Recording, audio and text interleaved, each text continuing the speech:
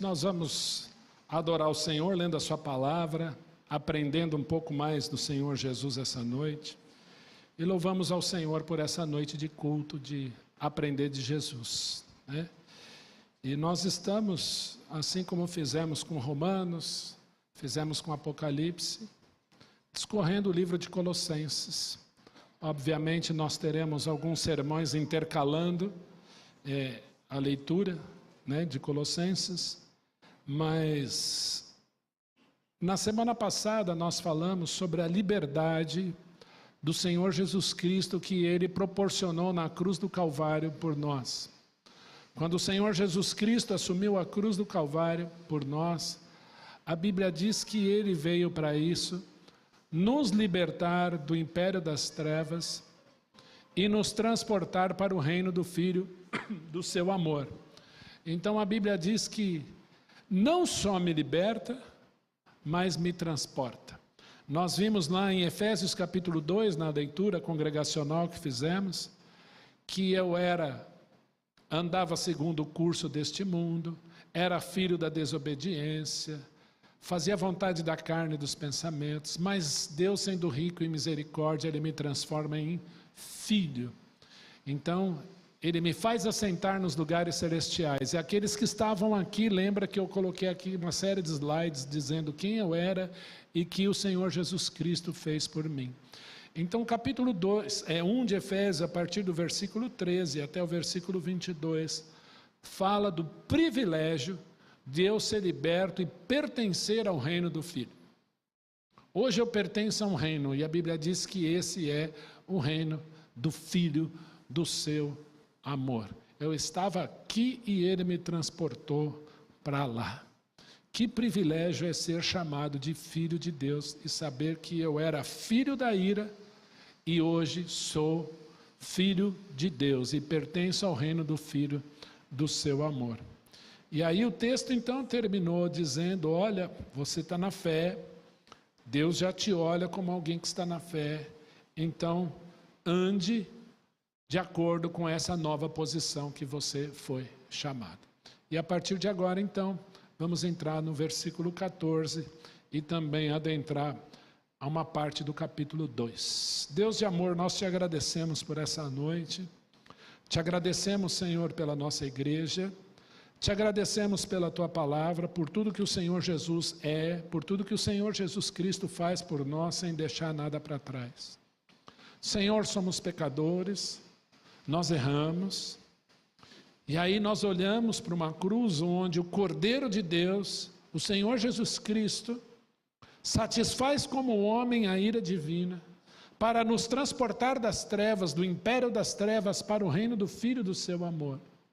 E é no reino do Filho do seu amor que nós queremos andar, porque o Senhor já nos libertou de lá e nos deseja caminhando junto contigo, vivendo aquilo que o Senhor Jesus Cristo falou. Tomai sobre vós o meu jugo e aprendei de mim, porque sou manso e humilde de coração, e achareis descanso para vossas almas. Agora, Pai, nós queremos andar no descanso, na liberdade de filho, em Cristo Jesus, o nosso Senhor.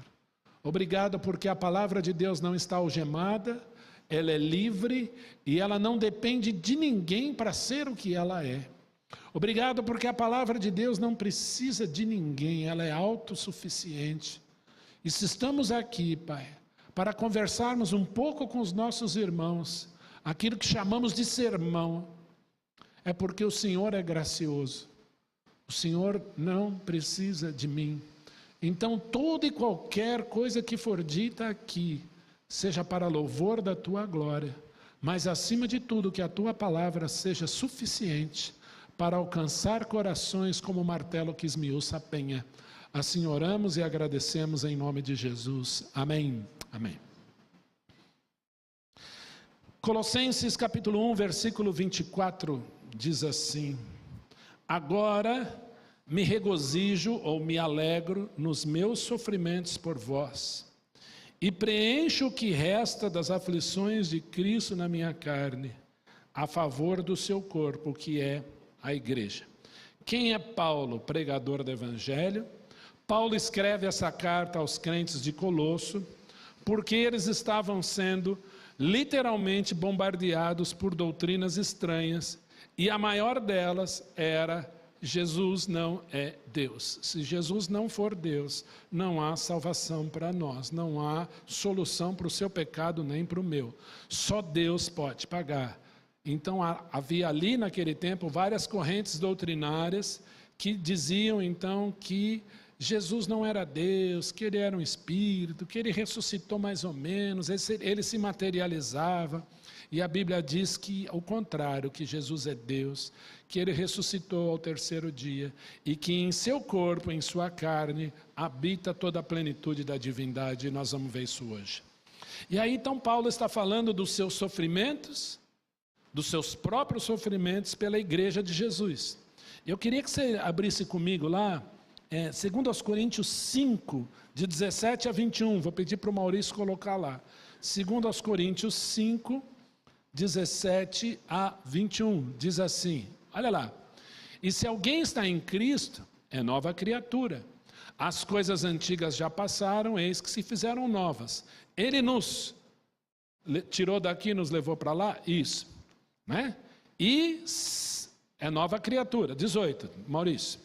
Ora, tudo provém de Deus, que nos reconciliou consigo mesmo, por meio de Cristo, e nos deu o ministério da reconciliação. Qual era a pregação de Paulo? Que tudo estava em Cristo, a saber que Deus estava em Cristo. Olha lá, Daniel, a nossa conversa lá em cima. Deus estava em Cristo, reconciliando consigo o mundo, e não imputando aos homens as suas transgressões, e nos confiou a palavra da reconciliação. Qual aquilo que nós devemos pregar? Que Deus estava em Cristo reconciliando consigo o mundo, um mundo pecador. De sorte que somos embaixadores em nome de Cristo, como se Deus exortasse por nosso intermédio. Em nome de Cristo, pois, rogamos que vos reconcilieis com Deus. 21. Aquele que não conheceu o pecado, ele o fez pecado por nós, para que nele, através de Jesus, fôssemos feito justiça de Deus. Essa era a pregação de Paulo. E tem um outro texto também, que está lá em 2 Coríntios, capítulo 4, versículos de 7 a 12. Vai lá, Maurício, por gentileza. Temos, porém, este tesouro de barro, para que a excelência do poder seja de Deus e não de nós. Em tudo somos atribulados. Paulo pregava, nós vimos lá o conteúdo da pregação dele. Porém não angustiados, perplexos, porém não desanimados. Perseguidos, porém não desamparados, abatidos, porém não destruídos, levando sempre no corpo o morrer de Jesus, para que também a sua vida se manifeste em nosso corpo. Porque nós que vivemos somos sempre entregues à morte por causa de Jesus, para que também a vida de Jesus se manifeste em nossa carne mortal. De modo que em nós opera a morte, mas em vós a vida. Olha o testemunho de Paulo. Paulo estava pronto a dar a vida pelos irmãos de Corinto, pelos irmãos de Colosso, pelos irmãos de Tessalônica, porque esse era, então, a vida dele, esse era o mote de vida dele. Eu trago em meu corpo as marcas de Cristo. E ele viveu isso. Voltando lá para Colossenses capítulo 1. E ele, então, sofre tudo isso em favor da igreja, do qual ele, Paulo, se torna ministro, de acordo com a dispensação ou com a mordomia, a palavra oikonomos da parte de Deus, que me foi confiada em vosso favor, para dar pleno cumprimento à palavra de Deus. O quê? O mistério que estiver oculto dos séculos e das gerações, agora todavia se manifestou aos seus santos, os quais Deus quis dar a conhecer qual seja a riqueza da glória desse mistério, agora entre vocês, entre nós, entre os gentios, isto é, Cristo em vós, a esperança da glória. Quem viu o mar vermelho abrir? Israel.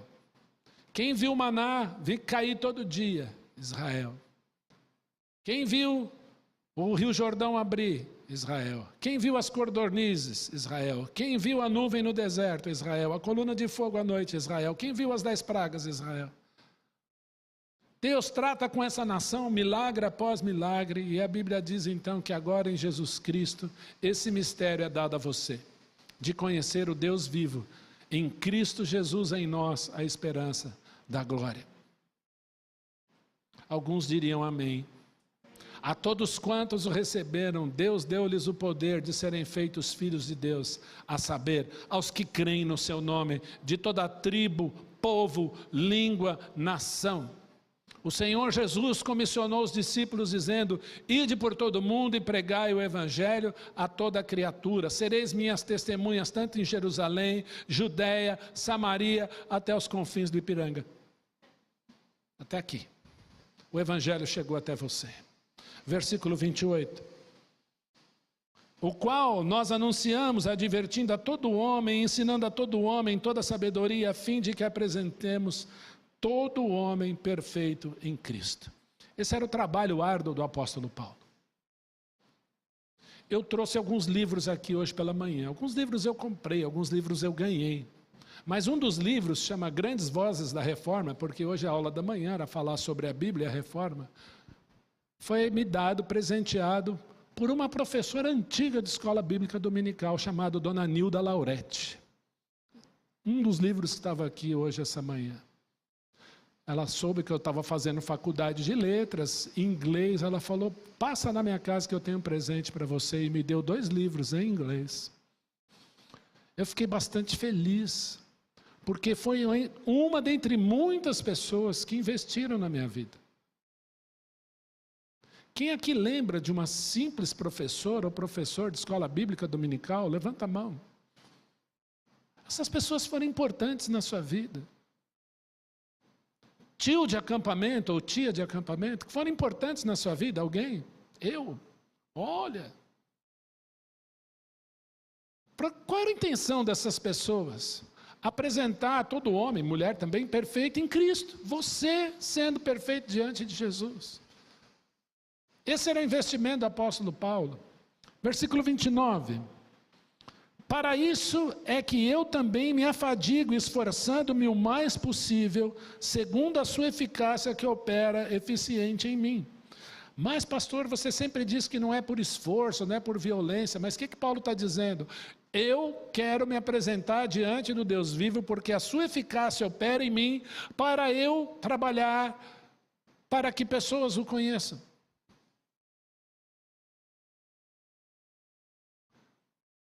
Eu não sei você, mas há momentos que a gente quer desistir. Há momentos que a gente se sente cansado. Há momentos que a gente não quer evangelizar. Aí Deus coloca um colega de trabalho para a gente falar. Coloca uma pessoa para a gente apresentar Jesus. Aí de repente você se vê falando. Você se vê dizendo o que Jesus fez na sua vida. É para isso, é sobre isso que nós estamos falando aqui. Paulo vivia esse evangelho 24 horas por dia. Você foi chamado para ser engenheiro, para trabalhar em grande empresa, pequena empresa, funcionalismo público, é aposentado, é professor. Deus te chamou para fazer alguma coisa, e isso é digno. Mas aonde você for, você precisa mostrar que veio quem é o teu Deus. É isso. Vamos entrar no capítulo 2? Gostaria, pois, esse pois ele é emblemático, né? Paulo está dizendo assim: eu fiz tudo isso, viu?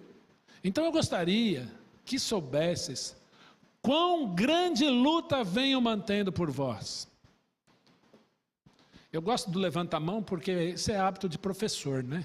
Mas quem é que luta pela educação dos filhos? Eu até hoje luto. Quem aqui luta pela educação dos filhos aos pés de Jesus? Nós oramos aqui por eles. Eu tenho um filho de 22, uma filha de 20. Até hoje eu oro por eles, porque eu quero vê-los aos pés de Jesus. E Paulo está dizendo: eu tenho uma grande luta, e não só por vocês, mas pelos laodicenses e por tantos quantos não me viram face a face, mas recebem cartas, ouvem falar. Sabe para quê? Versículo 2. Para que o coração deles seja confortado, vinculado juntamente em amor, e eles tenham toda a riqueza, dá forte convicção, entendimento para compreenderem plenamente o mistério de Deus Cristo. Eu não sei por que tanta palavra aí, convicção, entendimento, compreensão. Você precisa ter convicção, você precisa ter entendimento e você precisa ter compreensão do mistério de Deus. Qual é? Cristo. Desculpa, mistério para mim é algo que não é tão inteligível assim, é um mistério, é algo que eu não compreendo, mas a Bíblia está dizendo algo aparentemente paradoxal. Queridos, eu quero que vocês tenham convicção do entendimento e compreensão do mistério de Deus, que é Jesus Cristo. Conheça Ele de forma plena, tenha convicção de quem é Jesus, entenda quem é Jesus e compreendam plenamente quem é Jesus, esse mistério de Deus, que se faz homem e paga o preço do nosso pecado numa cruz. Foi Jesus que disse: aprendei de mim. Jesus está dizendo: me conheçam. E muitas vezes não queremos gastar tempo conhecendo Jesus, e Ele fala exatamente o contrário. Invista seu tempo em saber quem eu sou, o que eu fiz por você, e o que eu farei ainda por você.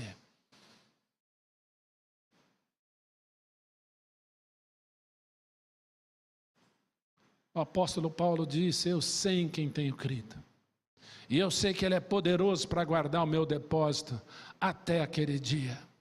Qual era o esforço dele? Qual era a luta dele?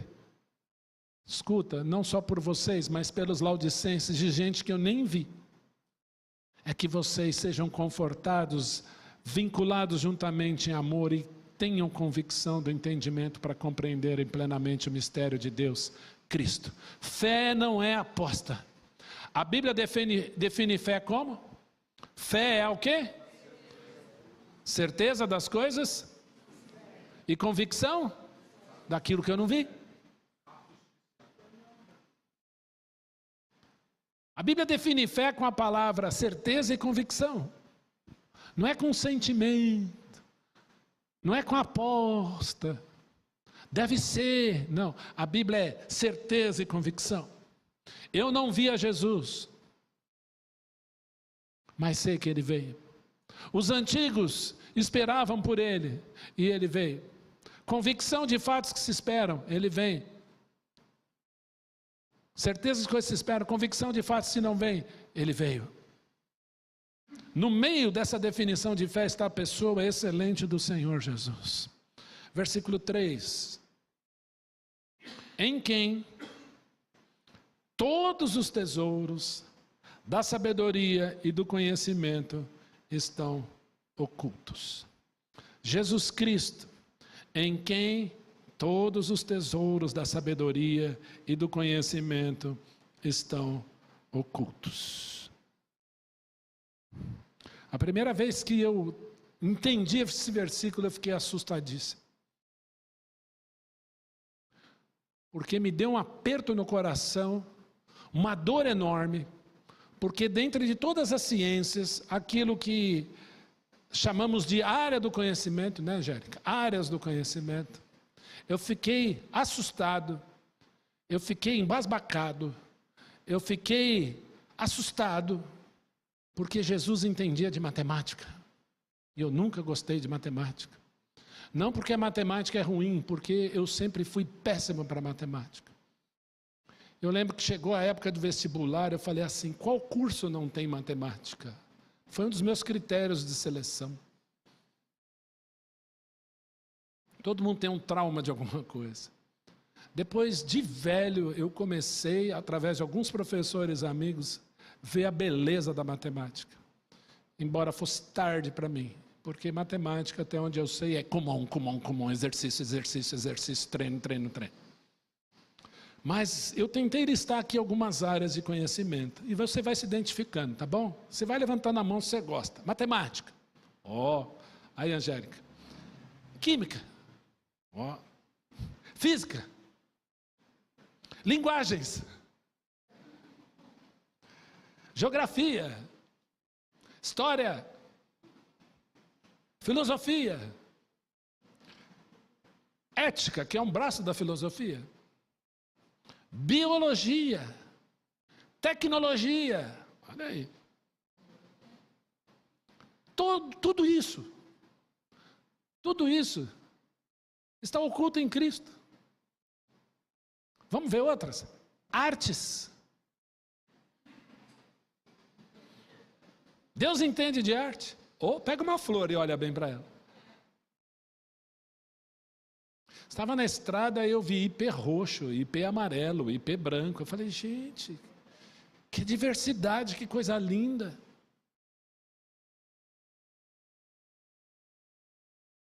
Claro que há médicos, outros profissionais do direito, né? Estão dentro aqui dessas áreas de conhecimento que a gente aprende na escola, quer dizer, tenta. Jesus entende de absolutamente tudo isso. E há duas palavras aí. Sabedoria em grego é gnose, certo? Desculpa, conhecimento é gnose, sabedoria, sofia. Essas duas palavras. Gnose quer dizer conhecimento, sofia, sabedoria. Então o que é a sabedoria? Eu gosto de resumir numa frase. O sábio sabe usar o conhecimento. Eu vou repetir. Aquele que é sábio sabe usar o conhecimento. Conhecimento por conhecimento, pode ter valor, às vezes não, mas o sábio é aquele que sabe colocar o conhecimento em prática. E aí está o livro de Provérbios, de Eclesiastes, para você passear e ver que coisa linda. Mas eu olho para esse texto, eu vejo que Jesus retém em si mesmo todas essas coisas. Eu queria que você juntasse todos os notáveis da história, em cada área que eu falei. Eu separei alguns nomes que vieram na minha cabeça. Ciências.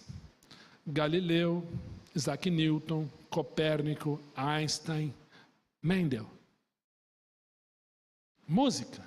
Johann Sebastian Bach, Handel, Mozart.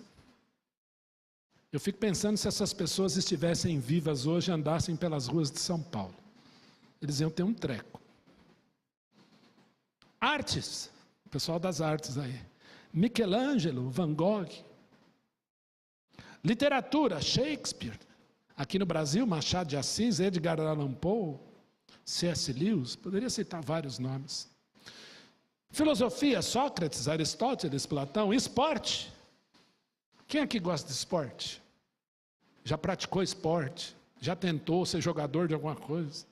Aí eu penso em Michael Phelps, Michael Jordan, Pelé. Grandes ícones. Eu queria dizer para você que eu citei aqui alguns nomes, nenhum deles, se juntar todos eles e todos os grandes da política, por exemplo, nenhum deles se compara ao Senhor Jesus. Todos eles juntos não se comparam ao Senhor Jesus. Sabe por quê? Todos se encurvariam diante dele. Nenhum deles é Deus, só Jesus. Nenhum deles salva, só Jesus. Nenhum deles dividiu a história em antes e depois dele, só Jesus. Nenhum deles voltará com poder e glória, só Jesus. Nenhum deles buscará a igreja, só o Senhor Jesus. Nenhum deles julgará o mundo, só o Senhor Jesus. Nenhum deles triunfou sobre o mal, sobre principados e potestades, só o Senhor Jesus Cristo. Nenhum deles triunfou na cruz, só Jesus. Nenhum deles é maior que todos os meus pecados, somente o Senhor Jesus. Nenhum deles me amou com amor eterno, só o Senhor Jesus. Nenhum deles restaurará e ajuntará as ovelhas perdidas da casa de Israel, só o Senhor Jesus. Nenhum deles é o Rei dos Reis, o Senhor dos Senhores, só Jesus. Nenhum deles vive pelos séculos dos séculos, amém? Só o Senhor Jesus. E aí eu leio que nele todos os tesouros da sabedoria e do conhecimento, da gnose e da sofia estão ocultos. Sabe por quê? Olha o versículo 4. Assim vos digo, para que ninguém vos engane com raciocínios falazes. O que é uma falácia, um raciocínio falaz? Pode falar alto. Persuasivo, linguagem que não vai te levar a lugar nenhum, engano, numa linguagem mais popular, papo furado, não te levará a lugar nenhum. A Bíblia apresenta Jesus Cristo como tudo isso que nós lemos aqui, o único caminho, verdade e vida. E Paulo diz aí no verso 5, olha, minha luta está valendo a pena, pois embora ausente quanto ao corpo, contudo em espírito estou convosco, alegrando-me e verificando a vossa boa ordem e a firmeza da vossa fé em Cristo. Estão dizendo para vocês que Jesus não é Deus, mas Ele é Deus, e eu me alegro porque vocês estão firmes, sabem quem Ele é. Então, como recebestes a Cristo Jesus, o Senhor, assim andai nele. Como que você recebeu a Jesus? O que diz o versículo anterior? Pela fé. E como é que eu devo andar? Pela fé. Eu não sei se você viveu isso, mas às vezes recebemos a Jesus, você vê alguém receber a Jesus, então, pela fé, e de repente, essa pessoa agora precisa caminhar com Jesus no suor. A Bíblia diz é o contrário. Recebeu a Jesus pela fé, ande pela fé. Falamos isso quando estudamos lá atrás, Romanos 6. Tem crentes que têm lutas terríveis contra o pecado. E é pela fé que você vai vencer. É pela fé que você vence, é pela fé que você vence, é através da fé que você vence. É através da fé que você vence tentações, é através da fé que você vence vícios, é através da fé que você vence as suas grandes lutas. Porque nós as temos.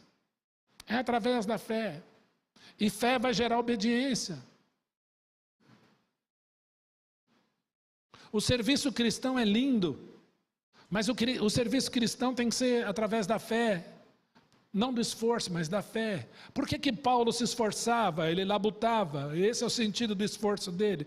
Porque eles sabem quem tem crido. Como você recebeu a Jesus pela fé, ande com Jesus pela fé. Caminhe com Ele pela fé.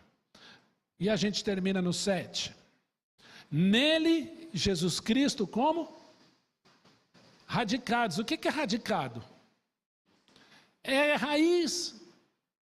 Eu preciso ter raiz em Jesus. E não só raiz, alicerce firme, mas edificados. E não só edificados, mas confirmados na fé, tal como fossem instruídos, crescendo em ações de graça. E a palavra radicados me lembra radical. Desculpa, gente. Nós precisamos ser crentes radicais, não grossos, tá? Não é no sentido de mal educado, estúpido, não é isso. Mas radical. Eu não vou abrir mão das minhas convicções para agradar ninguém. Eu sei em quem tenho crido. Então, quando te fizerem proposta indecente em algum lugar, lembra que você precisa ser radical em Cristo. Passa cola aí, não, eu sou radical em Cristo. Aquela propinazinha ali, não tem problema, não, eu sou radical em Cristo.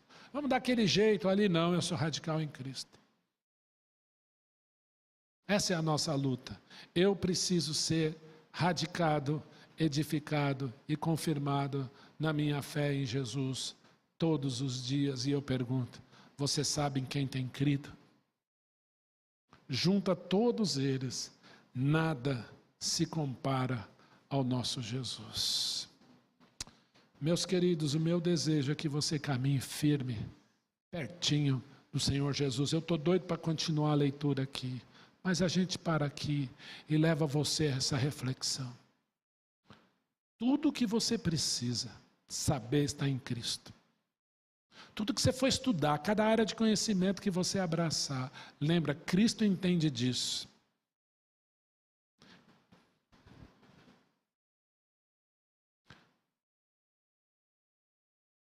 Cristo entende de firma quebrada? Entende. Jesus Cristo entende, presta atenção, Jesus Cristo entende de ciências, entende. Jesus Cristo entende sua luta, entende. Jesus Cristo entende de finanças, eu preciso colocar tudo em ordem, entende. Ele sabe tudo, Ele entende absolutamente tudo. E Ele quer você num lugar, aos pés dEle. Porque nele estão ocultos todos os tesouros da sabedoria e do entendimento. Jesus Cristo deseja que você caminhe aos pés dEle. Quer caminhar com Jesus?